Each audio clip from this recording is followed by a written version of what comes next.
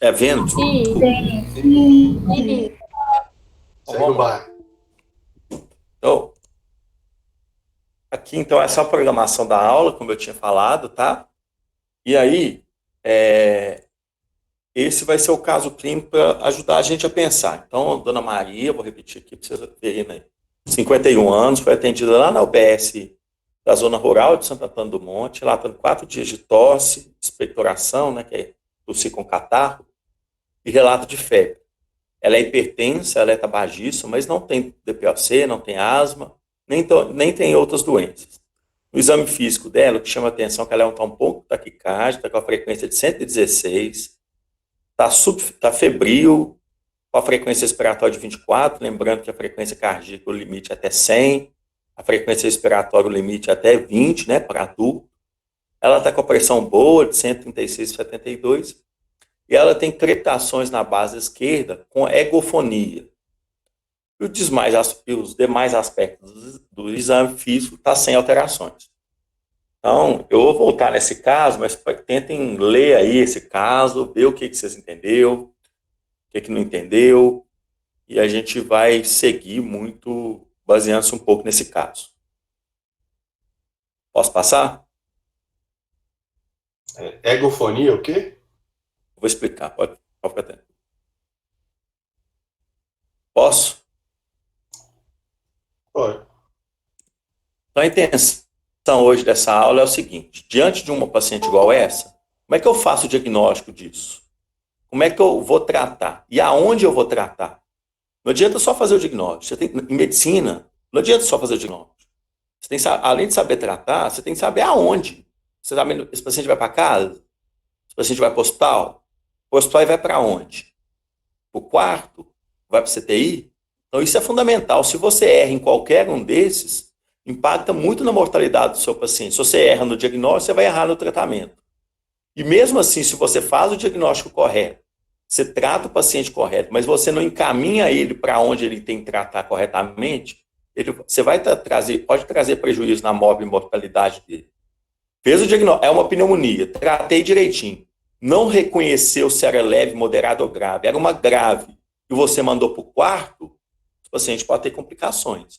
Ou era uma leve, você mandou para o CTI, você gastou uma vaga de CTI à toa e expôs um paciente que não tinha indicação de ir para o CTI, passar uma noite no CTI, que é quem já entrou em um ambiente de CTI, sabe que não é um lugar que ninguém gostaria de passar uma noite. Então, esse é o foco dessa aula. Gente, o que é pneumonia? Pneumonia é infecção aguda do parênquima pulmonar. A gente classifica ela tem 3 tipos de pneumonia. A pneumonia da comunidade, a pneumonia nosocomial, e essa é uma nomenclatura nova, que é a pneumonia relacionada a instituições de saúde. O que é isso? Pneumonia na comunidade é aquela que você pega na comunidade, você adquire ela na comunidade. A gente chama, a nomenclatura é PAC, né? Pneumonia adquirida na comunidade. A, no, a nosocomial é aquela que você adquire depois de 48 horas de internação. Presta bem atenção. Pneumonia nosocomial é aquela que você adquire depois de 48 horas de internação.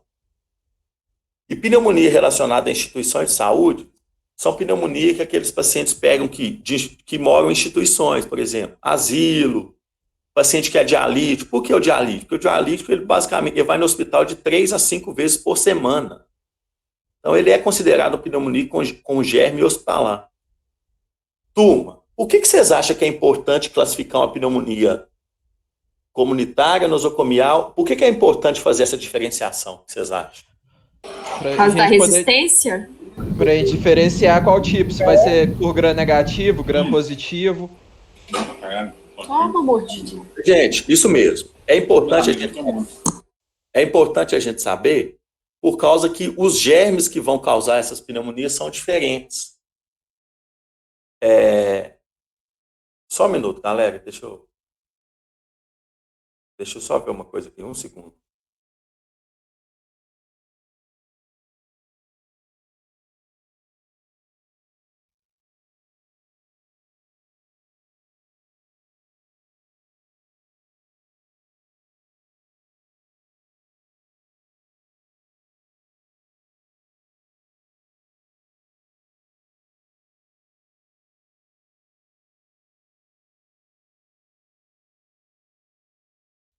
Turma, desculpa aí, só resolvendo umas coisas aqui rapidinho. Então é isso aí que você citaram. Essa diferença de classificação, ela é importante porque muda os germes que estão causando. Se muda os germes, muda o antibiótico que eu vou usar. Então muda a forma de tratar e muda inclusive a gravidade. Então vamos lá. Eu falei então que a pneumonia de relacionada à instituição de saúde são aquelas que o paciente adquire, que mora em instituições de asilo, instituições de apoio, né? Que mora em abrigos, que mora em orfanato, que fazem diálise, porque esses pacientes, eles, né, frequentam o hospital no mínimo metade da semana, eles estão no hospital. Aquela nosocomial é aquela que é adquirida depois de 48 horas de internação, e é da comunidade que a gente adquire aí na comunidade aí, onde nós estamos.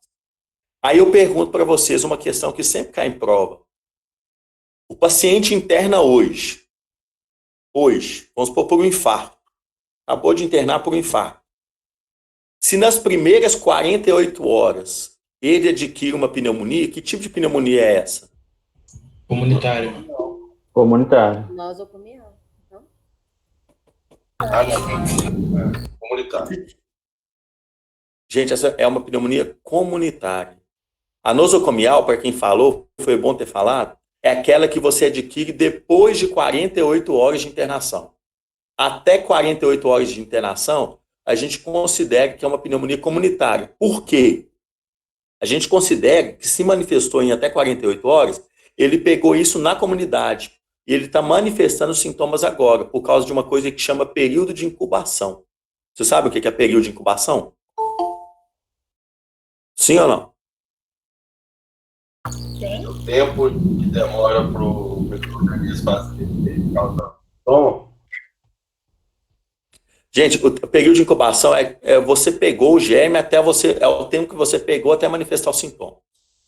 Então, até 48 horas a gente considera pneumonia comunitária. Depois de 48 horas, nosocomial.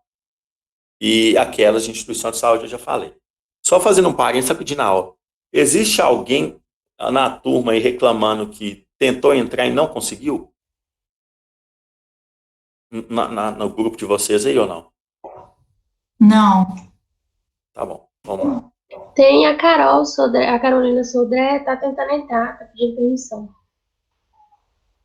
Ela não conseguiu ou não? Não, ela não conseguiu. Deixa eu... Obrigada. Peraí que eu vou tentar. Eu vou liberar. Deixa eu ver se eu posso ajudar.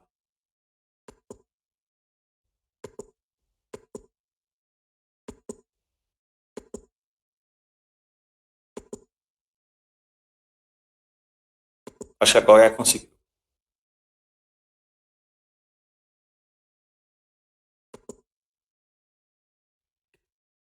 Beleza, vamos lá então. Gente, pneumonia é a principal causa de internação é a principal doença a principal causa de internação por doenças infecciosas, tá? E é a principal causa de morte por doenças infecciosas. Na verdade, desculpa, é a principal causa que leva o paciente a ser internado é a pneumonia. E das doenças infecciosas é a que mais mata. Vou repetir. De todas as causas de internação, a pneumonia é a que mais interna. E das causas, não, mas não é a que mais mata. Ela é a que mais mata entre as causas infecciosas. Porque o que mais mata, a gente sabe que é doença cerebrovascular, né? Infarto, AVC, essas coisas. Então, vocês acham assim, é uma doença que tem que dominar bem ou não? Gente, eu desafio, assim, eu não sei o que vocês vão fazer da vida, assim, de especialidade, mas independentemente da especialidade que vocês forem escolher, vocês vão se deparar em algum dia com a pneumonia. Não tem como, um familiar vai te perguntar, ou você vai estar num plantão de oftalmo, às vezes o cara vai lá fazer um exame de ocular e está com pneumonia, ou vai estar com suspeita de pneumonia. Então, ela é muito prevalente. Não tem como você não se deparar com a pneumonia sendo profissional de saúde. É porque é a causa que mais faz internar. Então, vocês têm que dominar bem essa pneumonia. Não pode formar sem saber tudo de pneumonia, não. Tudo não, mas tem que saber bem. Interna-se muito e a taxa de mortalidade... Por que vocês acham que eu coloquei essa frase aqui? A taxa de mortalidade com está subindo nos últimos 5 anos? Por que vocês acham? Sendo que nós estamos com meios de diagnóstico cada vez mais modernos, antibióticos cada vez melhores, por que vocês acham que está aumentando? Diagnóstico errado? Não. Tem mais gente pegando? Pessoal, tem uma pessoa com o microfone ligado aí, com o aí, ó. Isso, obrigado. O que mais você está falando? Resistência. Não é resistência. Tem mais gente sendo contaminada, sei lá? Muito. Quem respondeu isso? Bruna. Bruna, isso. Por quê? Como as pessoas estão vivendo mais, está tendo mais pneumonia. Então, tipo assim, se estão tendo mais velhos, com todo respeito aos velhinhos, se estão tendo mais velhos, eles vão pegar mais pneumonia, vão morrer mais de pneumonia. É questão numérica. As pessoas estão vivendo mais. Então, elas têm uma chance maior de pegar pneumonia e, principalmente idoso, vai morrer mais de pneumonia mesmo. É uma questão de curva epidemiológica. Estão tendo muito mais idosos do que há 5 anos atrás. Então, vão morrer muito mais gente com a pneumonia que há 5 anos atrás. Puramente epidemiológica essa resposta. Então, PAC, quando eu estou falando de hoje, é importante falar que eu vou falar só da pneumonia comunitária, eu não vou falar da nosocomial e da instituição de saúde. Por quê? A forma de fazer o diagnóstico é a mesma. Mas eu vou focar aqui só na pneumonia comunitária, que disparada é a mais prevalente. Então, a pneumonia adquirida na comunidade que exige internação é de 22% a 44%. Das que precisam de CTI, de 1,2% a 10%. Dos que vão para o CTI, quase metade morre. Se uma pneumonia for para o CTI, a coisa complica. E isso traz um impacto muito grande do ponto de vista socioeconômico para a saúde. Então, prestem atenção. A maioria das pneumonias nem precisa de internar. Dos que internam, poucos vão para o CTI. Então, dos que internam, a maioria eu vou tratar na enfermaria. Mas dos que vão para o CTI, aí a coisa complica, porque a mortalidade é alta. Imagina você ter uma doença que a chance de você morrer é de 40%. Deus me livre. Né? Nós estamos com medo do Covid todo aí. O Covid, a taxa de mortalidade do Covid é 1%. Né? Então, olha para você ver a pneumonia. Dos que vão para o CTI, tá, gente? A mortalidade pode chegar a 40%. Mas ainda bem que a maioria não precisa nem de internar. Então, vamos lá. Então, hoje, vocês têm que responder essa seguinte pergunta. Se vocês souberem responder essa seguinte pergunta, vocês podem sair daqui tranquilo e falar assim, ó, aprendi o que tinha que aprender na aula. O resto que você não aprendeu é que realmente não precisava de aprender, não. Então, se você soube identificar uma pneumonia, se você soube identificar a gravidade dessa pneumonia, qual foi a causa dessa pneumonia, como é a melhor opção de tratar esse paciente, e você soube discernir assim, você vai para casa, você vai para a enfermaria, você vai para o CTI. Tá todo mundo, eu acho que todo mundo está ciente de qual é o objetivo geral dessa aula? Ou alguém ficou com alguma dúvida do objetivo?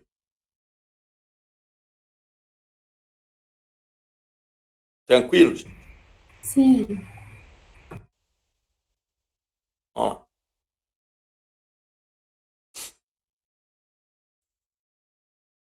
Então, o que eu quero saber? Eu quero saber do diagnóstico, da estratificação de risco, do tratamento e sobre a alta e segmento. Então, vamos lá. O computador está lento para passar aqui, viu, gente? Estou apertando aqui. Por que é importante fazer diagnóstico, gente? Porque falso positivo e falso negativo na pneumonia é muito ruim. Por exemplo, se você fala que o paciente tem pneumonia e ele não tem, você dá antibiótico desnecessário. E agora, se você falar que o paciente não tem pneumonia e ele tem um falso negativo, aí você está aumentando muito a mortalidade do paciente. Você está mandando o paciente com pneumonia para casa sem tratamento. Isso é muito grave. Vocês viram que a mortalidade pode ser muito alta. A estratificação de risco ela é importante, gente, saber se uma pneumonia é leve, moderada ou grave, porque também, se eu falo que é grave e não é, eu levo para o CTI à toa. E também, se eu falo que não é grave pode tratar na enfermaria, ou às vezes eu posso até dar uma alta precoce e o paciente ainda não ter condição de alta. E também, tratamento com antibiótico adequado é essencial, e saber qual o momento de alta é fundamental para que você não faça a readmissão do paciente. Ou seja, se você dá alta no tempo certo, a chance desse paciente voltar e complicar é muito baixa. Gente, todo mundo entendeu esse slide aqui de conceitos básicos? Por que cada coisa aqui é muito importante? Sim. Os principais referências que eu usei para fazer essa aula foi o guideline da NICE, o guideline da Sociedade Torácica, que são um pouco mais antigos. Usei um pouquinho da diretriz brasileira e usei o UpToDate, né, que é a referência mais atualizada, que eu sempre recomendo vocês a ler. O exame clínico é o suficiente para fazer o diagnóstico de pneumonia? Olha, existe essa série aqui que eu vou apresentar mais para frente para vocês no 6º, no 8º período, que é muito legal, que chama Exame Clínico Racional. É um livrinho disponível na internet, do JAMA, que ele é feito assim, os capítulos são assim.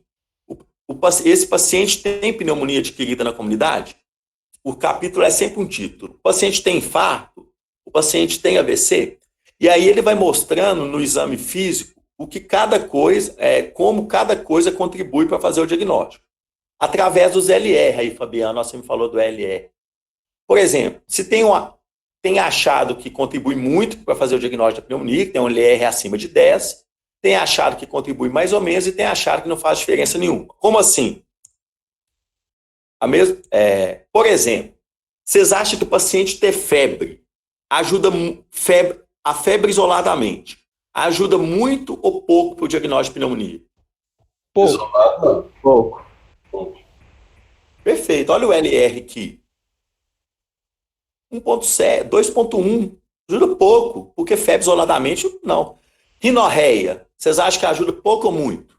Rinorreia, nariz correndo. pouco.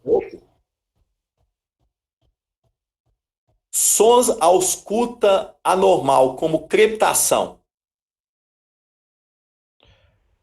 Muito. Isolado, pouco. Não pode falar que é pneumonia. 2,7. Agora, por que eu estou falando isso para vocês? Porque a gente não faz diagnóstico de pneumonia por um achado isolado. É um conjunto de achados. E que conjunto de achados, geralmente... Esse estudo é justamente para mostrar isso, porque um achado isolado contribui pouco. Então, se o paciente só tem crepitação, ele está com pneumonia que tem uma crepitação. Eu já vi muito isso. Eu acho que é pneumonia. Por quê? Porque tem uma crepitação na base direita. Só por isso? Olha, você vê, crepitação é 2,7 o LR. Muito pouco. Então, é um conjunto de fatores. Esse slide é para mostrar para vocês. Esse livro mostra assim, como os achados isoladamente eles não são suficientes para fazer o diagnóstico de pneumonia. E sim um conjunto de achados. E que achados são eles? Geralmente são esses daí, galera. Ó. Tosse, dispneia, né? Falta de ar, expectoração, que é tosse com catarro, cansaço, falta de apetite, pode dar confusão mental, né? Prostração. Não? Então, geralmente são esses são a maioria dos... Geralmente, os pacientes com pneumonia vão apresentar a maioria desses sintomas, alguns desses sintomas. No exame físico, o que eu geralmente acho? Taquicardia, taquipneia. Gente, a taquipneia, que é o aumento da frequência respiratória, ela é talvez um dos dados mais sensíveis. O que é isso? Geralmente, uma pneumonia, uma das primeiras coisas que ela altera no exame físico é a taquipneia. O paciente fica respirando um pouquinho mais rápido. Idoso não costuma ser assim, não. Idoso tem algumas manifestações atípicas. Mas a criança, vocês vão ver lá na pediatria, que criança, o diagnóstico de pneumonia vai muito de diferenciar a pneumonia de outras infecções respiratórias, vai pela taquipneia. A taquipneia é uma das principais coisas que altera no exame físico da pneumonia.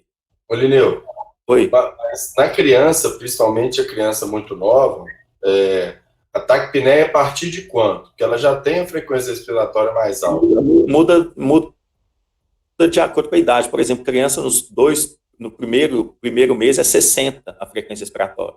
Nos 3 primeiros meses, aí vai passando, depois de 1 ano 50, depois de 2 anos 40. A criança, ela adquire a frequência respiratória do adulto, que é 20, depois dos 12 anos de idade.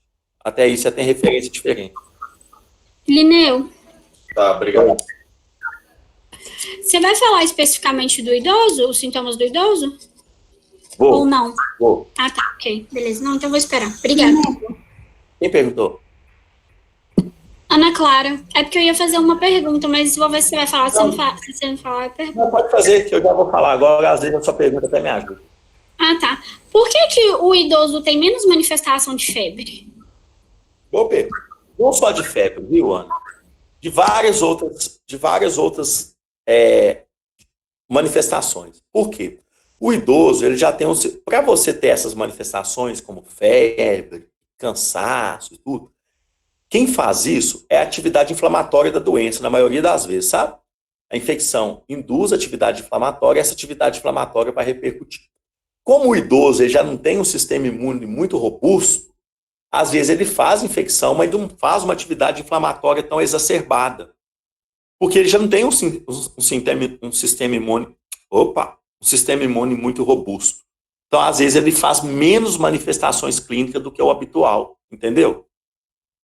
Entendi, obrigada. Vocês entenderam a pergunta dela, gente?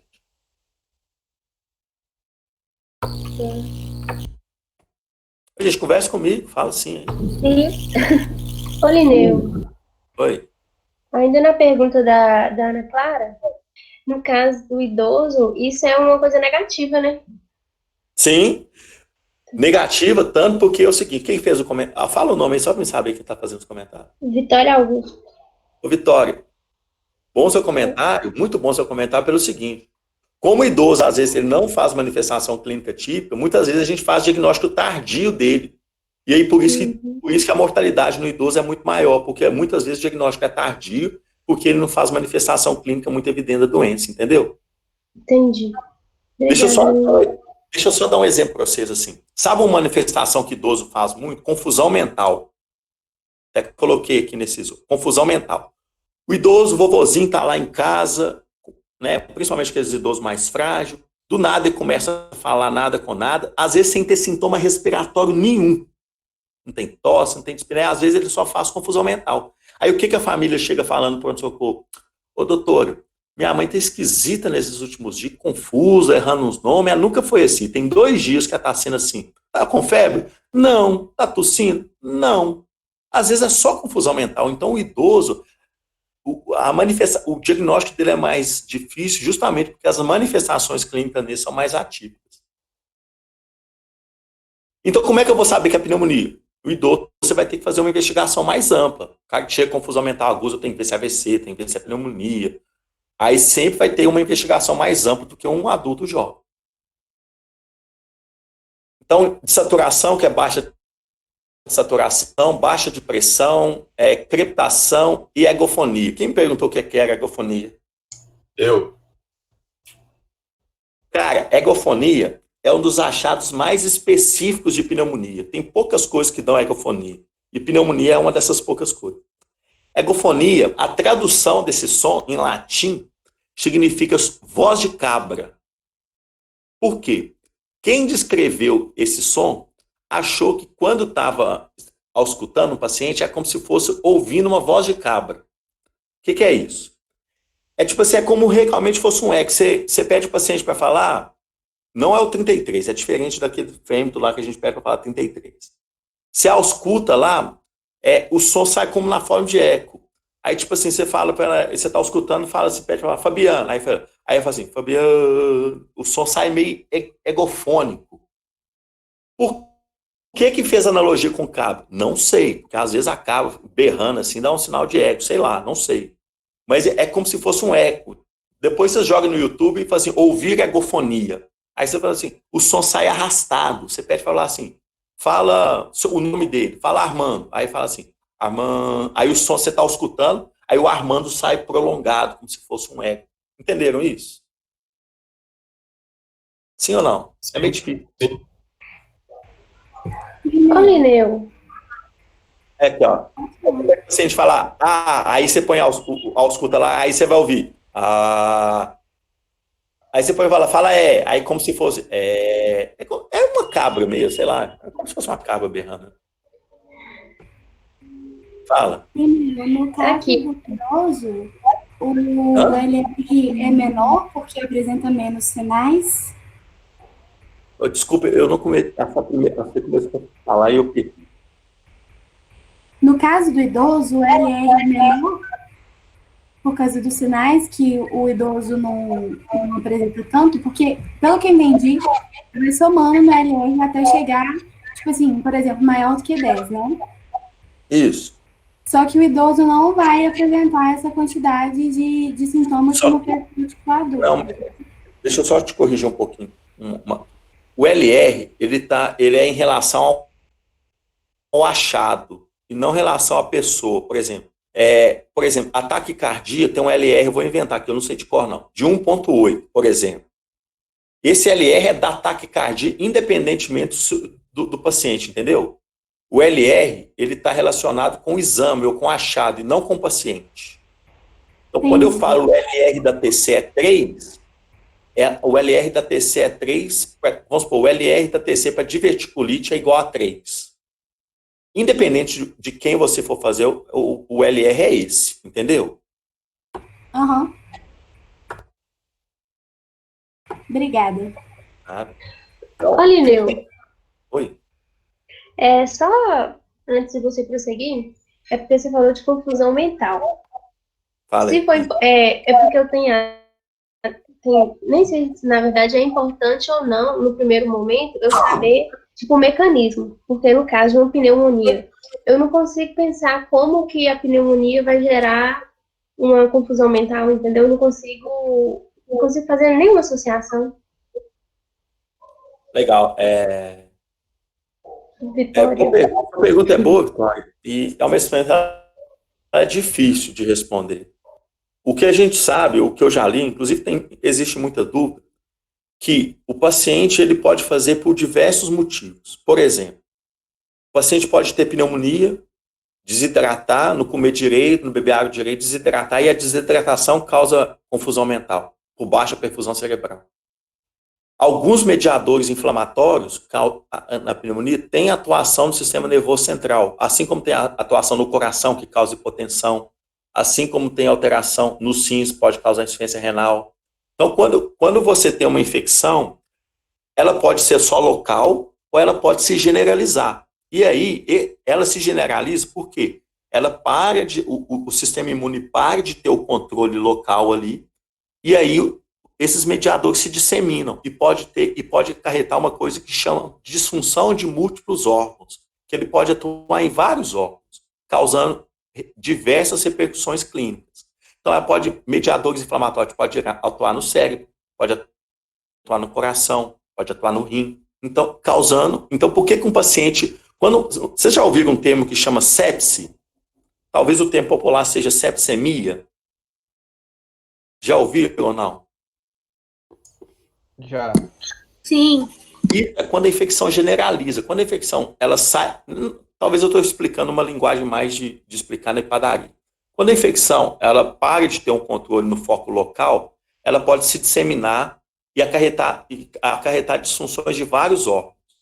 E aí, através tanto de atuação direta da bactéria ou através de atuação indireta da bactéria. Por quê? Por que atuação indireta? Porque a bactéria induz resposta inflamatória e essa resposta inflamatória pode ir lá e lesar o órgão. Por isso que, mesmo você tendo uma infecção respiratória, você pode ter disfunção no rim, no cérebro, no coração. Entenderam isso? Ou não? Sim. Sim.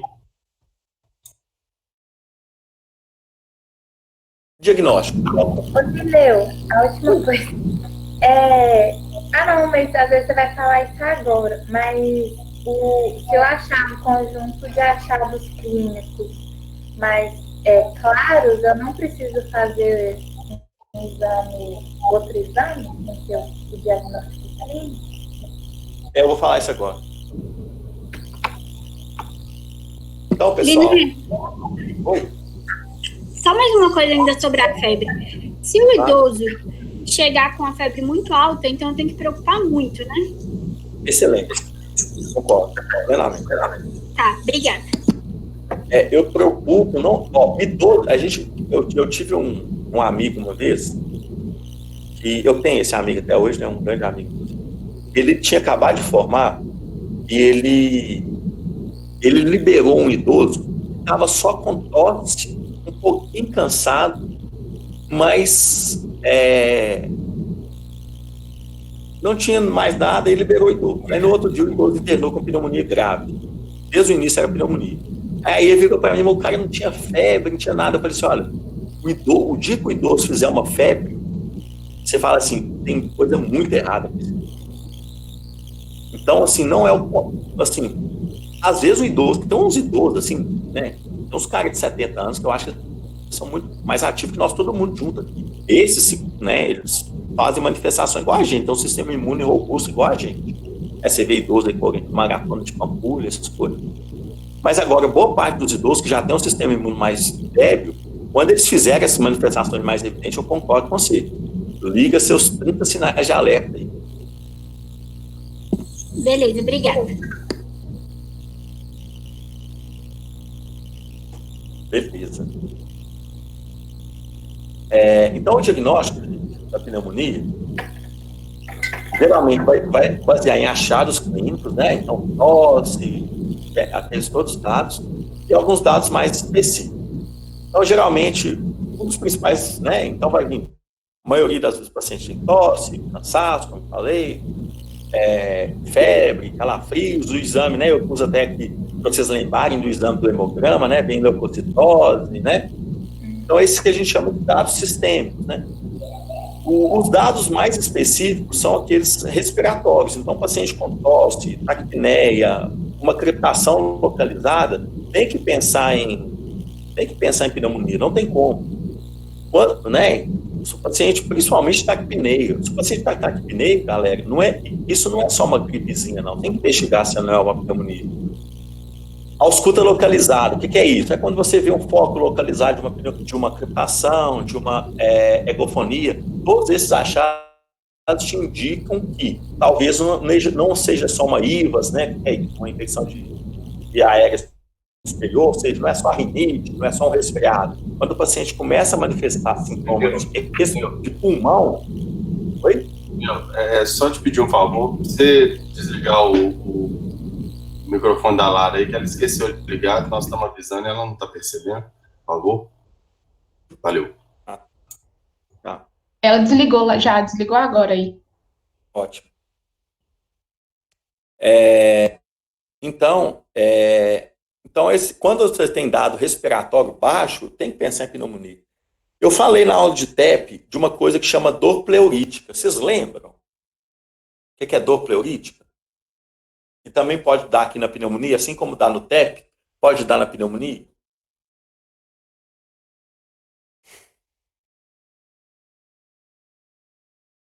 Ninguém lembra, não, gente? Memória de peixe dessa de vocês? Dor localizada com pontada?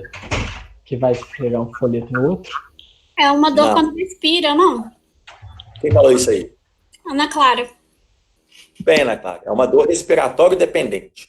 É uma dor que quando você respira, você sente dor. Aí entra o que o colega falou antes aí. Por que ele sente dor? Porque na hora de inspirar, a pleura inflamada desliza um sobre a outra, causando dor. Entendeu? A pleura visceral, ela até não tem inervação de dor, não, mas a parietal é cheia de inervação. Por isso que causa muita dor.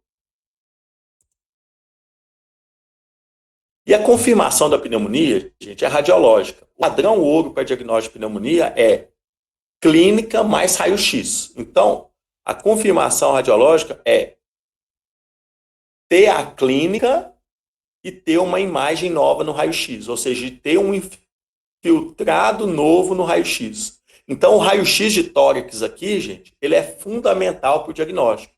Vocês já viram alguma coisa de raio-x ou não? Sim. Bacana, então vai ajudar. Então, o conceito, o que é pneumonia? É ter uma clínica e ter uma imagem nova no raio-x. Ô, Lineu, desculpa interromper, mas tem um aviso na sua tela que está atrapalhando a gente a ver aqui. Você pode ocultar, por favor? Obrigada. De nada. Então, o conceito é ter clínica e ter uma imagem radiológica nova. Linneu, então, eu tenho que pedir raio-x para suspeita de pneumonia? Positivo. Tem que pedir raio-x com suspeita de pneumonia. Tá?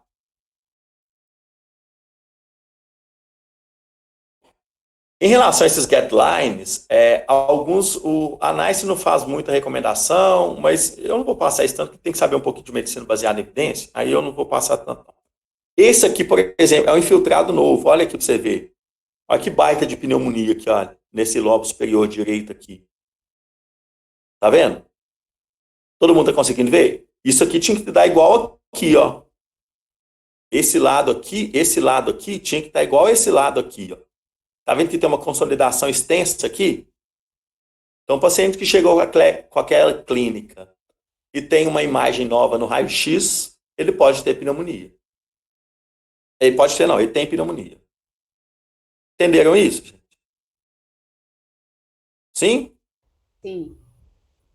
Turma, olha que uma vez que caiu na minha prova, eu lembro disso, nunca vou esquecer disso na faculdade.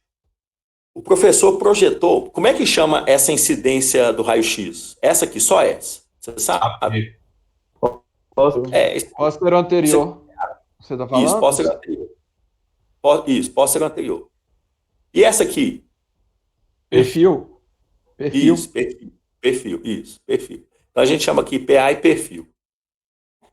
Aí eu lembro que o professor pôs um caso muito sugestivo de pneumonia, tosse, febre, expectoração, tudo muito parecido.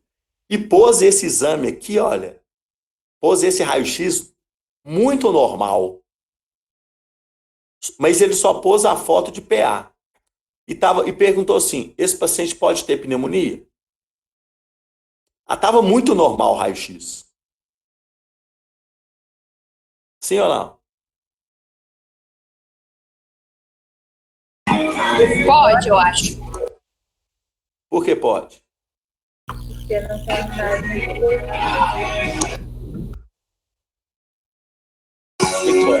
Eu acho que pode estar, tipo, em perfil, pega atrás, por exemplo, de outra coisa, sei lá. Mas pode. Quem falou isso aí? Eu. Ah, tá, Bruna. Tudo bem, Bruna. Tudo bem. Parabéns. Boa resposta. É porque é o seguinte, gente. O PA, ele não vê reto cardíaco. Por isso que a gente faz perfil. E às vezes a consolidação está posterior ao pulmão, atrás do coração. Igual essa aqui, ó. E aí você vai... Por isso que você tem que fazer as duas incidências. Porque às vezes só nenhuma você não pega. Tudo bem, Bruna. Não sei se você viu, tá assistindo a aula e lendo em algum lugar. Acho que não, porque com essa música aí você tá conseguindo. Tá tendo churrasco aqui. Olha, é quarentena, hein? Não, mas eu tô em casa. Entendi. Então, gente, aqui, ó, o achado usual é uma consolidação com o procograma E. O procograma E vocês não precisam saber, não. Então, a radiografia de tórax é o padrão ouro. Então, a radiografia de tórax é o padrão ouro para diagnóstico etiológico da pneumonia. Então, aqui, eu vou pôr vários só para vocês verem. Tá vendo uma consolidação aqui? Tá vendo uma consolidação aqui? Tá vendo uma consolidação aqui? Tá vendo uma consolidação aqui? Isso tudo aqui é raio-x de quem tem pneumonia. Tomografia versus pneumonia. O que é melhor? O que vocês acham melhor?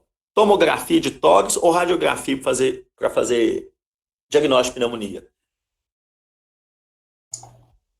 A tomografia é melhor porque é mais... Você consegue melhorar a visualização, só que a radiografia é bem mais barata, né? E é bem... você consegue fazer muito diagnóstico por ela também.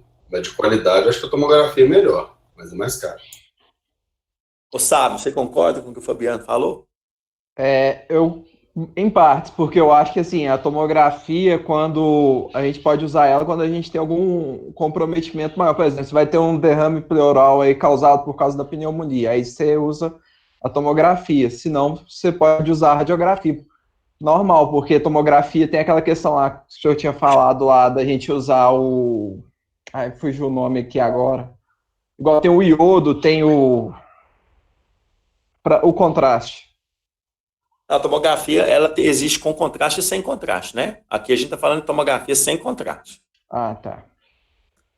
Mas gostei de sua resposta. Acho que é melhor até parar por aqui. Foi bom. Deixa eu ver outra pessoa aqui. Carol, representante de turma aí. ART da turma. O que você acha do que os dois falaram? Olineu, eu não sei. Eu acho que esse negócio que o Fabiano falou de um ser mais caro que o outro e tal, eu acho que pode ter bastante influência. Mas eu acho que a radiografia também, tipo, dá para ver bem, assim. Turma, o comentário foi bom. O seguinte, o raio-x é o padrão ouro. Por quê? Ele é mais disponível, ele tem uma taxa de radiação maior, qualquer ponta de esquina tem um raio-x, qualquer pronto atendimento, se eu for fazer, tem um raio-x. Então, por ser uma coisa muito prevalente, eu preciso de um exame de muito fácil acesso para fazer o diagnóstico. A tomografia, ela é mais sensível e mais específica, mas eu vou destinar ela justamente pelo que o Sávio falou. Um paciente que não está melhorando, que eu suspeito de alguma complicação, que tem um derrame pleural, que eu quero investigar se pode ser uma coleção de pus ou não. Aí essas informações adicionais a tomografia me dá. Então, para que eu peço tomografia? Para quem não está melhorando a pneumonia, eu quero avaliar se está evoluindo com complicação, como um derrame pleural, como um abscesso, aí a tomografia é melhor que o raio-x. E eu peço a tomografia em outra coisa. Por exemplo, às vezes, no estágio muito inicial do raio-x, da pneumonia, o raio-x é normal. Então, às vezes, no primeiro dia de sintoma, nas primeiras horas, o raio-x não é que ele vai ser normal, não, ele pode ser normal. E aí vamos supor lá, vamos supor, a Yasmin está nessa quarentena, achando que é médica e indo lá ajudando o Covid lá em Pará de Minas. E aí chegou um paciente para ela com tosse, com febre, cansado, com falta de ar. E aí ela suspeita de pneumonia, inclusive por Covid, né? Suspeitou e tal. E aí ela vai e pede um raio-x. Aí, Yasmin, esse raio-x veio normal.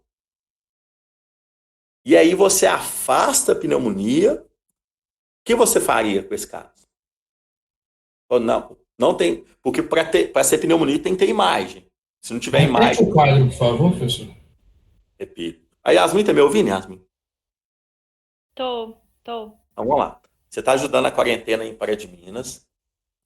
E aí você chega um paciente para você lá com tosse, febre, há 2 dias, falta de ar, há 1 dia, com falta de ar, cansada, aí você ouviu uma crepitação na base direita dela e você corretamente suspeitou de pneumonia.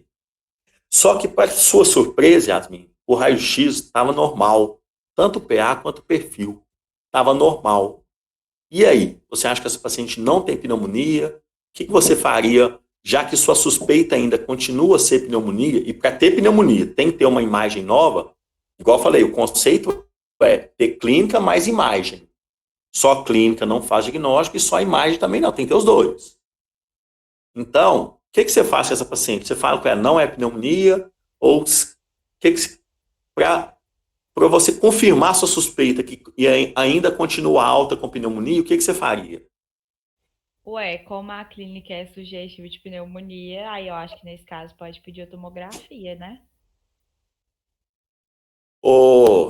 Sabe, a Yasmin está querendo pedir uma tomografia. O que você acha da conduta dela? Peraí, repete de novo, por favor. Ela vai pedir. Ela está suspeitando de algo mais grave na tomografia. Não. Por isso que ela vai pedir a tomografia. Nada mais grave. Ela é o seguinte, presta atenção. É um paciente com muita suspeita de pneumonia, que ela fez o raio-x e o raio-x deu normal. E agora, já que o raio-x deu normal, ela quer passar para a tomografia. Você vê sentido nisso?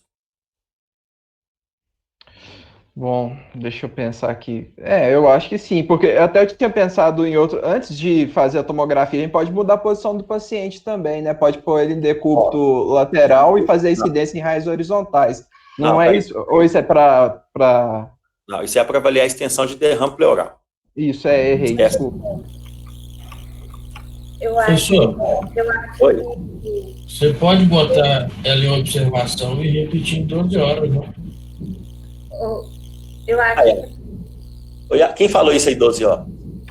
Bruno, Ô, Bruno, o Yasmin, o Bruno está te sugerindo repetir esse raio-x em 12 horas. Ou você quer continuar na tomografia ou você quer repetir esse raio-x em 12 horas? Eu quero continuar na tomografia, porque se o paciente está grave, às vezes 12 horas para ele é muito. Tá vendo, gente? Eu acho que eu menosprezei vocês. Eu não imaginava no quarto período ter uma resposta dessa. Tudo bom, Yasmin. Tudo bem. Gente, quando o raio-x dá normal, o exame, como eu falei, o raio-x das primeiras etapas normal, o exame de escolha é a tomografia. Então, outra indicação da tomografia, eu dei esse exemplo para citar outra indicação. A primeira, o Sávio já me ajudou. Quando você suspeita de alguma complicação, o paciente não está melhorando. A outra indicação é quando você tem uma suspeita clínica muito grande e o raio-x seu não viu nada. Aí é a tomografia. Aqui no COVID, gente, a gente está fazendo exatamente isso. Chegou o paciente com suspeita de pneumonia COVID, raio-x normal, vai direto à tomografia. Tá? Lineu, mas, por exemplo, se ao invés de esperar 12 horas, não é ideal já dar um medicamento, não? Eu vou falar sobre isso, eu vou chegar na parte de tratamento, eu vou discutir exatamente sobre isso. Quem falou isso aí? Lara. Lara, eu vou discutir, pode me cobrar que eu vou discutir isso. Então eu já falei duas indicações da tomografia. Aí, se você está num lugar, aí a Yasmin está em Pará de Minas tem hospital, tem tomografia, é uma cidade até razoável de recursos. Então, ela tem condições de fazer isso. Mas se a Yasmin quiser dar um plantão lá em Papagaio, se eu pedir meu primo, que é secretário de saúde, para contratar a Yasmin, ela não vai poder fazer essa tomografia, porque lá não tem. E aí, se ela falou que está grave, ela vai encaminhar para um lugar para fazer. Mas quando o paciente não está grave, o que você faz? Aí vem o que alguém falou aí. Você repete o raio-x, mas não em 12 horas, em 48 horas. Entenderam? Vou explicar de novo. Tomografia, a gente pede quando você suspeita de complicação da pneumonia ou quando você quer fazer um diagnóstico mais rápido e o raio-x deu normal. A paciente da Yasmin, ela fez a leitura perfeita e falou assim, essa paciente está grave, eu ainda suspeito de pneumonia, o raio-x deu normal, eu quero um exame mais sensível, mais específico, vou fazer a tomografia. Excepcional raciocínio. Agora, tem paciente que ela não está tão grave, que mesmo assim ela suspeita de pneumonia, mas não está tão grave, o que você faz?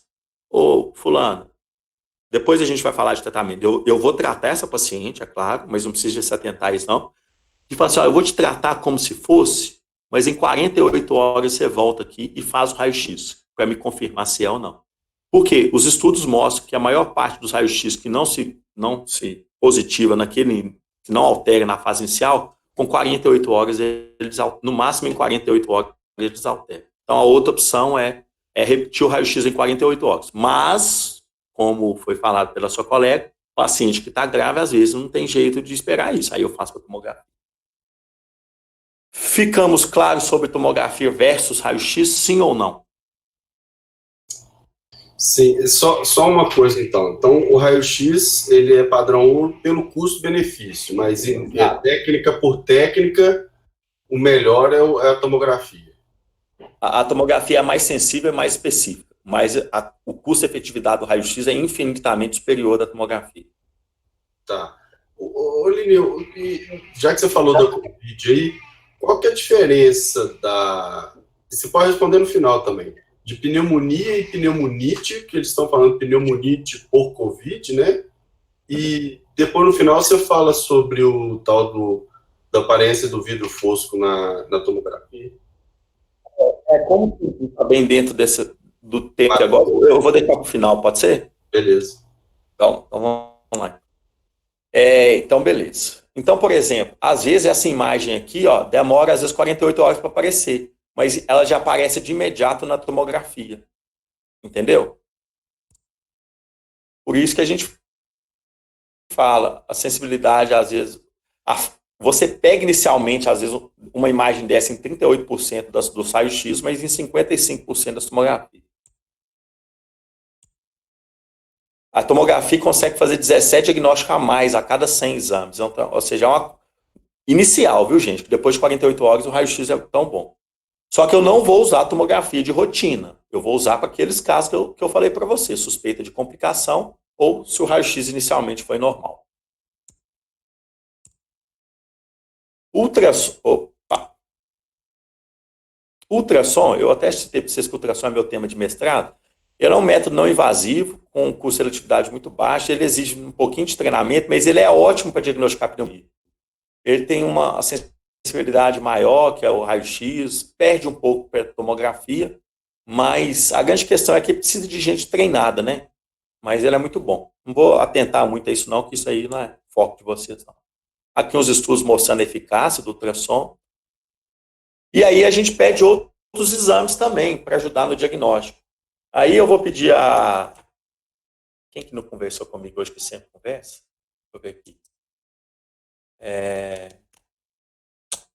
Quem que é aquelas 4 pessoas que sentam lá na frente? É a Yasmin, o Fabiano, a Lara e quem que é do cantinho, que geralmente senta lá no canto?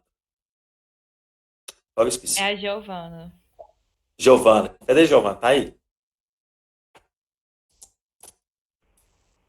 Giovana, tá aí?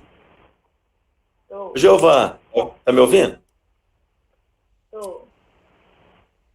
Que outros exames você pediria também para ajudar no diagnóstico de pneumonia? Por exemplo, às vezes até o raio-x ficar pronto, você não tem um raio-x, você está suspeitando de pneumonia, que exame você pediria mais? Hã? Porque eu ia até te fazer uma pergunta, você ia falar de outros exames, porque eu li do hemograma. Boa, hemograma. Leucocitose. Isso, boa. E o estudo etiológico, para saber qual agente é. Beleza, legal. Eu vou só falar um pouquinho do estudo etiológico um pouquinho mais para frente, mas beleza, gostei. Além disso, tem outros exames que você vai pedir, mas que não é tanto para o diagnóstico, é para você avaliar a gravidade. Por exemplo, você vai pedir função renal, às vezes função hepática, não por causa do diagnóstico, porque você sabe que é pneumonia. Às vezes é para você ver se tem algum comprometimento de outros órgãos por essa pneumonia. Aí se torna uma pneumonia que você tem que ter mais cuidado com ela, tá? Mas a gente vai falando isso. A proteína C reativa, que é o famoso PCR, que é um exame de sangue que muita gente discute se ajuda ou não no diagnóstico de pneumonia. Gente, por que eu estou falando desses outros exames? Ô, Lineu, mas o raio-x já bate o martelo, para que eu peço esses outros exames? Primeiro, vocês vão ver raio-x, analisar raio-x não é uma coisa tão simples. Muitas vezes vocês, médicos formados, vocês vão ver o raio-x e ficar na dúvida. Será que essa imagem aqui é uma pneumonia ou não? Eu mostrei umas imagens muito evidentes. Eu tinha, né? Vocês estão começando agora. Mas tem imagem que vocês não vão ver tão nítido. E aí, nem sempre uma tomografia que a Yasmin solicitou vai estar 100% disponível. Então, você vai ter que tentar ajudar, os outros exames vão ter que te ajudar a tomar a decisão se você inicia o tratamento ou não para pneumonia. E um desses exames é o PCR, a proteína C reativa. Ela é um marcador inflamatório. O que é isso? Ela aumenta em fases, em qualquer doença inflamatória. Só que na pneumonia, somente não, mas principalmente na pneumonia, ela ajuda a prever gravidade, né, que tem relacionado ao prognóstico, e ajuda a tomar a decisão se já está na hora, se eu já posso iniciar tratamento ou não, mesmo ainda sem o resultado do raio-x. Se eu falei que é marcador de doença inflamatória, qualquer doença inflamatória pode alterar ela. Vocês concordam? Uma gripe pode alterar ela, sim ou não?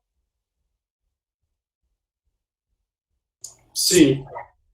Uma sinusite. Sim. Uma dengue. Sim. Então, muita coisa pode alterar ela. Só que tem alguns estudos que falam que se você tiver clínica de pneumonia, presta atenção, não é para qualquer coisa não. Se você tiver uma clínica de pneumonia, que é tosse, febre, falta de ar, não, e tiver uma PCR, se você estiver suspeitando clinicamente de pneumonia e tiver um PCR acima de 100 ou 150, aumenta muito a chance de ser pneumonia. Como assim? Você está dando, se você, vamos supor, você está dando plantão até que o raio-x quebrou. Lá em Papagaio, de vez em quando, o raio-x não funciona, não. O povo me fala lá. E aí, você está com um paciente com tosse, febre, falta de ar, e aí pede um raio-x. O cara te dá o TEC e fala assim, ô doutor, tá quebrado. Eu vou encaminhar, não. Ninguém vai receber um paciente só para fazer raio-x. Se vira. Aí, mas tem exame de sangue. Aí você pede um hemograma, da Giovana lá, e aí pede um PCR e vê que tem uma leucocitose e tem um PCR acima de 150. Na pneumonia, PCR acima de 150 é um indicativo prognóstico, ou seja, esses... Que é isso, gente? Vocês estão ouvindo isso?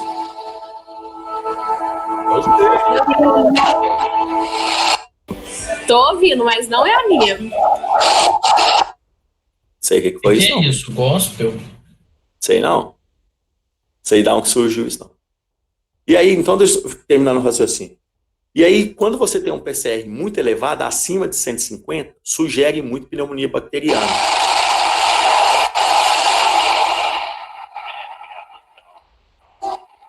Gente, tem alguém com o microfone ligado vendo outras coisas aí. Prestem muita atenção com o microfone, por favor. Então, PCR muito elevado ajuda no diagnóstico de pneumonia. Bate o martelo com 100%? Não, você já viu falando que o padrão ouro é o raio-x. Mas se diante de uma decisão, você está no interior, não tem o raio-x e está com suspeita de PCR, o recado é, vocês estão com uma suspeita no interior de pneumonia, não tem um raio-x, PCR pode te ajudar nessa decisão se inicia ou não antibiótico. PCRs acima de 150 é um indicativo de você iniciar antibiótico para esse paciente, porque possivelmente você está diante de uma pneumonia. Entenderam isso? Como o PCR pode ajudar? Como ele pode ser um bom coadjuvante? Sim. Olívia, repete os valores, por favor. Eu não ouvi o que você pediu para repetir. Fala de novo. Os valores. De 100 a 150. Tem estudo que fala 100, tem estudo que fala 150. Entenderam? Porque os estudos falam que sinusite, gripe, dengue, às vezes não consegue. Na verdade, os outros quadros respiratórios altos, né, infecção por IVA, sinusite, não consegue elevar tanto o PCR igual a pneumonia. Agora, presta atenção, gente. Tem que ser em gente com suspeita de pneumonia. Tem várias outras doenças que não tem nada a ver com pneumonia que sobe o PCR. Por exemplo, dengue. Você pode ter uma PCR na dengue de 150? Pode, mas você não está suspeitando de pneumonia. A clínica é outra. Pancreatite, inflamação no pâncreas. Às vezes faz PCR de 200 e não tem pneumonia. Eu estou falando isso no paciente que está com sintomas respiratórios e com suspeita de pneumonia. PCR isolado, pode ser de 1000. Mas se você não tem suspeita de pneumonia, ele sozinho não te indica nada. Diante da sua suspeita de pneumonia. Isso ficou claro para vocês? Eu morro de medo vocês verem um hemograma com um PCR de 200 e só pelo hemograma... Desculpa. Vocês verem um exame de sangue com PCR de 200 e falar, é pneumonia. Pelo amor de Deus, vocês me matam do coração se falar uma coisa dessa.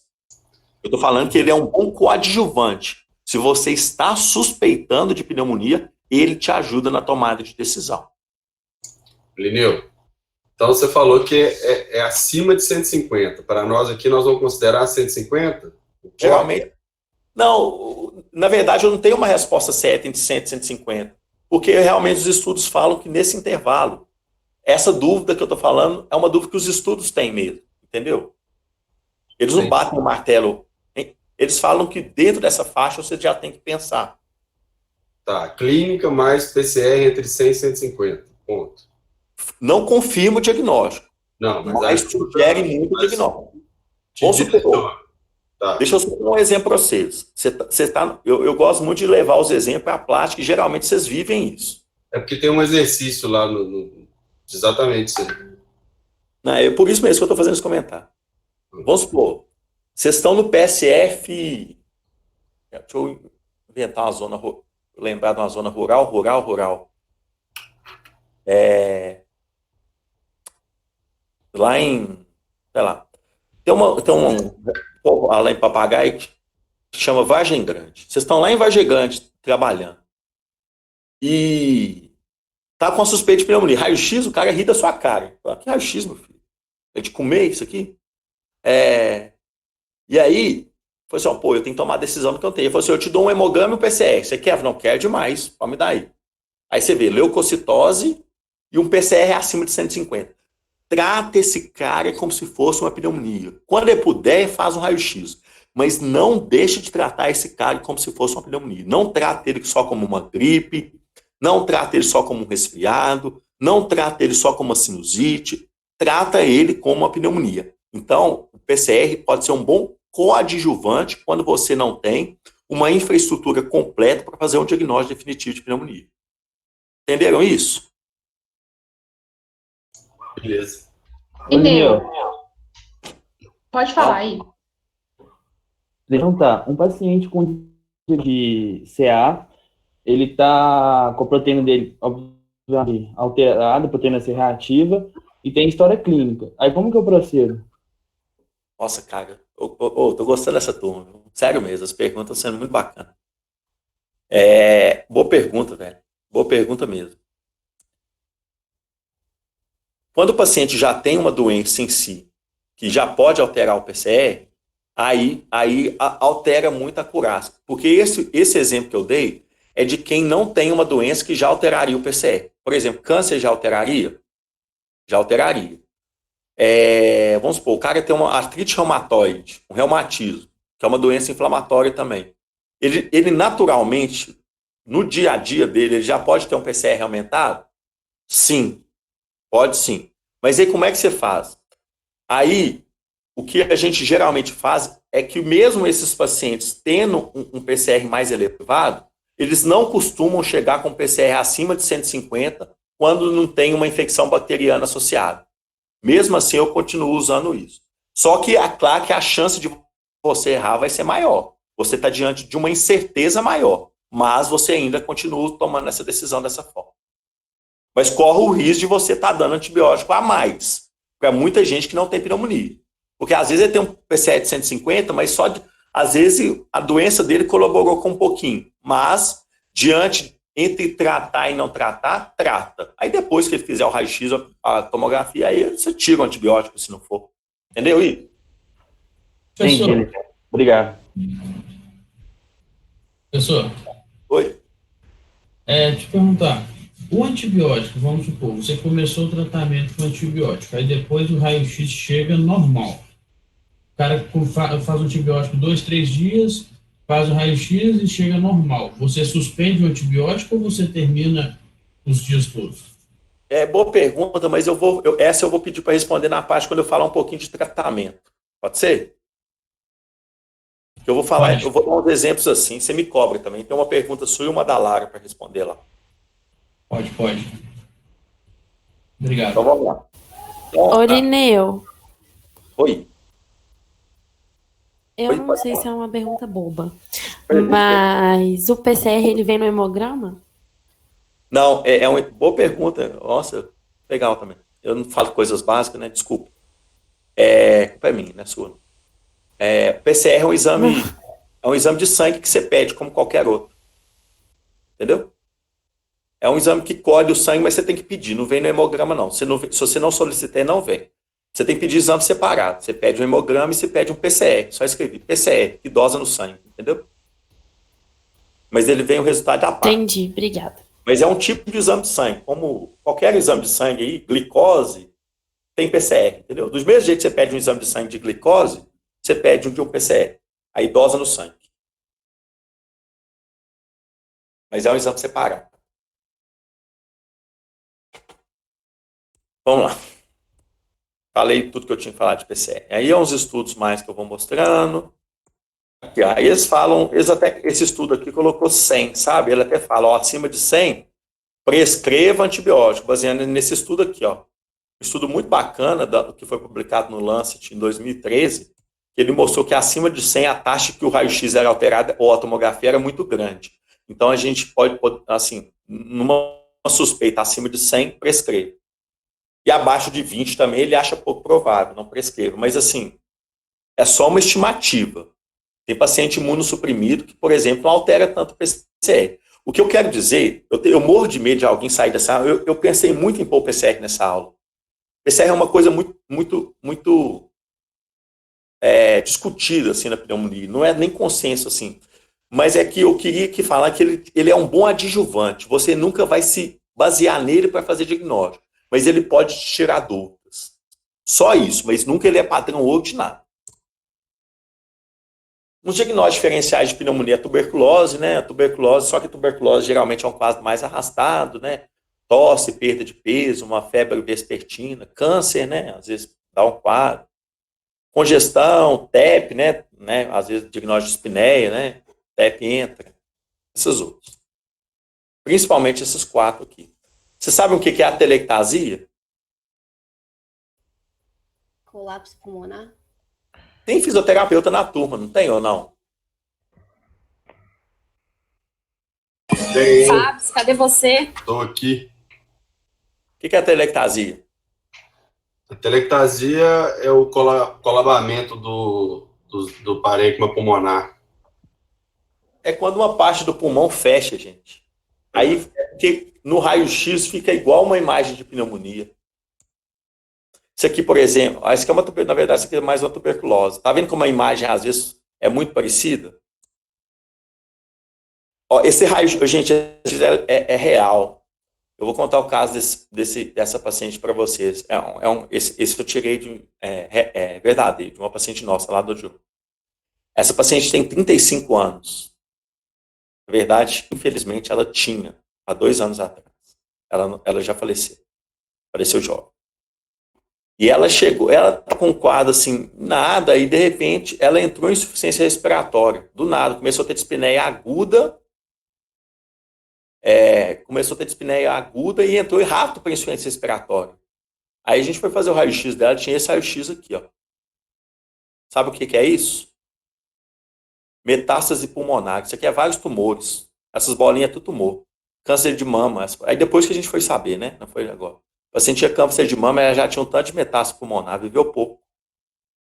E aí essas bolas tinham tudo câncer de mama que se espalhou pro pulmão. Mas às vezes pneumonia não dá tanto assim, não, mas simula. Por isso que é um diagnóstico diferencial. Congestão, o que é congestão? Opa! Congestão é quando, por exemplo, você tem uma insuficiência cardíaca e aí você faz um edema pulmonar. E aí fica essas linhas assim que às vezes simula uma pneumonia. Como você vai diferenciar? Pela clínica, né? A clínica do paciente com suspeita de congestão é diferente de pneumonia. A telectasia, tá vendo esse lobo do pulmão aqui fechou. Então dá uma imagem típica de pneumonia. Beleza. Vocês já sabem diagnosticar pneumonia. Do que ajuda a diagnosticar, do padrão ouro. Agora nós vamos falar de estratificação de risco. Gente, toda vez em medicina... Oi. Você vai falar como que a gente vai saber... Você tá me ouvindo? Tô te ouvindo. Nenê? Ah, tá. Tô te ouvindo. Como que a gente vai saber quando a pneumonia... Como que a gente vai saber quando a pneumonia é viral, ou bacteriana, ou fúngica? Eu vou falar mais tarde. Não, já vou comentar. Já que você falou, eu vou comentar. Vai falar? Pessoal, a pneumonia... Você falou de PCR? Desculpa, eu não entendi. Essa questão de PCR você falou e eu não ouvi. É porque eu achei que você fosse falar de procalcitonina. Olha, eu acho que procalcitonina... Vou falar dessas duas coisas já que você comentou. Primeiro, quem falou isso aí? Quem falou? Luísa. Luísa, vamos lá. Luísa. Beleza. Luísa, em relação à etiologia da pneumonia. As pneumonias, elas, né, podem ser viral, bacteriana, pode ser química, né, por um agente químico, né. Aí eu vou até aproveitar e diferenciar pneumonia de pneumonite. Pneumonite é quando você tem uma inflamação do parênquima, mas não tem infecção. Não tem infecção viral, não tem infecção bacteriana, não tem infecção fúngica. Quando é que, por exemplo, que eu tenho uma pneumonite? Quando você, por exemplo, aspira. Como assim? Idoso, às vezes, ele vomita. Todo aquele vômito, quando vai voltando assim, muito não sai. Muito vai cair na via aérea do paciente. A gente chama de broncoaspiração. O paciente aspira o próprio vômito. Por isso que a gente, quando o paciente vomita, você vira a cabeça dele. Quando o paciente está convulsionando, você vira para ele não aspirar o que ele for vomitar, regurgitar. E aí, deixa a cabeceira mais elevada, toma cuidado com a cabeceira, essas coisas. E aí, quando você tem só uma inflamação do parênquima e não tem infecção, é pneumonite. Quando você tem infecção, é pneumonia. Então, essa é a diferença de pneumonite para pneumonia. Você não consegue diferenciar uma pneumonia de viral e bacteriana só pelo raio-x. Antigamente existia, viral dá mais infiltrado difuso, bacteriana dá mais consolidação localizada. E aí, fungo dá determinado tipo de imagem. Os estudos foram mostrando, eles fizeram um estudo e mostravam um raio-x para o radiologista experiente e falava aqui, e mostrava o raio-x para ele e falava assim, viral ou bacteriano? Ele falava, viral. Aí depois, bacteriano. E depois fazia, e o padrão ouro era cultura, ou seja, tirava um pedaço, um líquido do pulmão e via se era bactéria ou fungo, ou vírus. Eles erraram quase tudo. Ou seja, não tem como prever pelo raio-x se é viral ou bacteriano. Ou fúngica. Tem alguns indícios, mas a rigor não tem como você bater o martelo. O que você vai bater o martelo é de acordo com a sua suspeita clínica. Já vou te dizendo, entre viral e bacteriano, você tem que tratar os dois. Ou seja, todo paciente com Covid, com pneumonia com Covid, ganha antibiótico. Porque eu não consigo diferenciar se aquele infiltrado ali foi só do vírus ou tem bactéria associada. Porque tem vários estudos que mostram que a pneumonia viral, ela deixa o paciente mais suscetível a ter infecção secundária. Ela diminui a proteção pulmonar contra a bactéria. Então, eu nunca trato uma pneumonia só com agente viral. Eu sempre dou antibiótico junto. Na verdade, o tratamento de pneumonia é antibiótico. Porque a maioria, estrondose, a maioria dela é infecção bacteriana. Estrondose. Quando é que eu trato uma pneumonia como viral também? Somente em contexto epidemiológico. Por exemplo, toda pneumonia agora está sendo tratada também como Covid. Por quê? O contexto epidemiológico é de Covid. Mas vamos supor, se eu não estivesse vivendo o Covid e tivesse uma pneumonia hoje, ela seria tratada só com antibiótico. Ela não seria tratada com antirretroviral. Porque a prevalência de pneumonia bacteriana é muito maior e o que mata é a bactéria, não é o vírus. É claro que o vírus mata, mas não tem muita alternativa para vírus, você não tem muito remédio para dar para vírus. Então, a gente só trata pneumonia viral em contexto epidemiológico. Por exemplo, está no contexto quando às vezes nós estamos na época da H1N1, a gente trata como H1N1. Então, é assim, isso é um pouco mais complexo, que envolve muito sobre raciocínio de tratamento. Vou só dar um exemplo para vocês.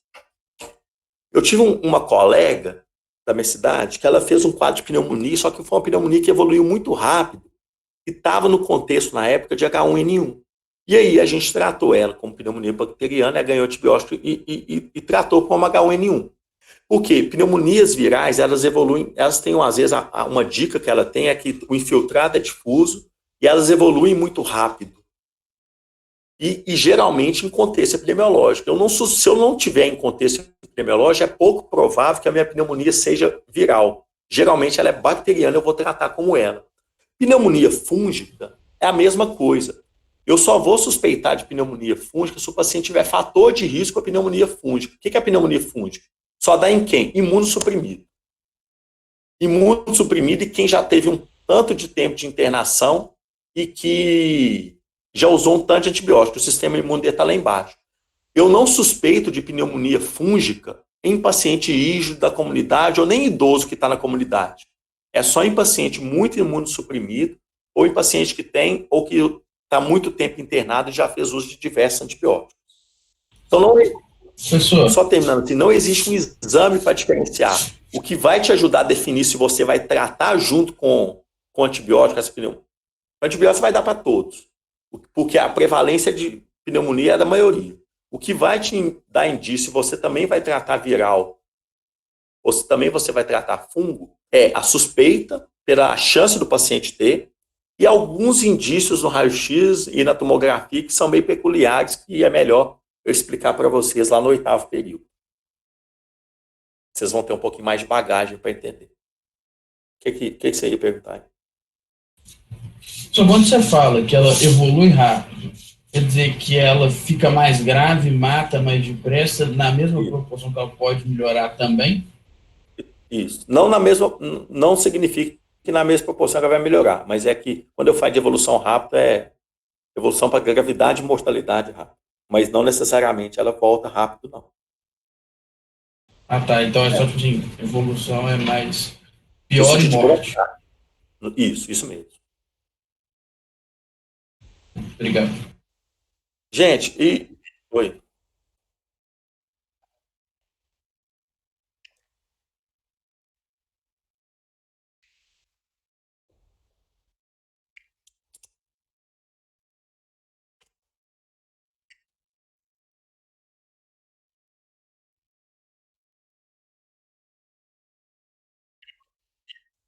Vamos pensar nós dois juntos. Você mesmo vai tomar uma decisão.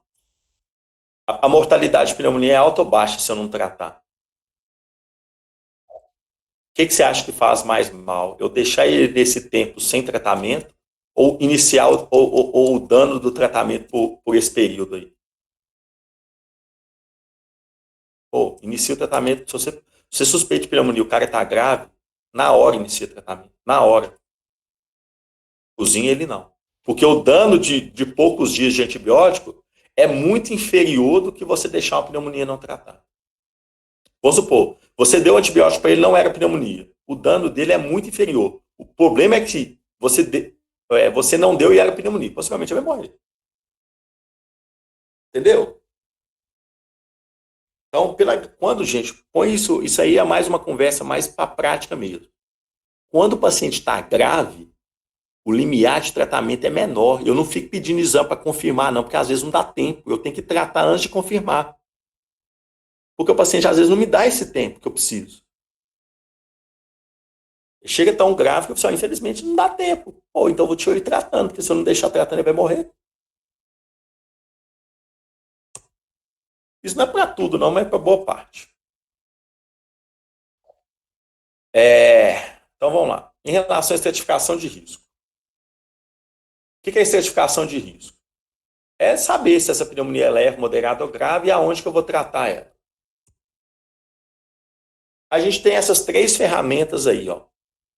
CURB 65, CRB 65 e PSI, que é o índice de gravidade de pneumonia, uma sigla em inglês. A gente vai falar desses 3. Primeiro, eles são equivalentes. A acurácia deles para discriminar quem é leve, moderado ou grave é parecida. Tá? É bem parecida. Tá bom?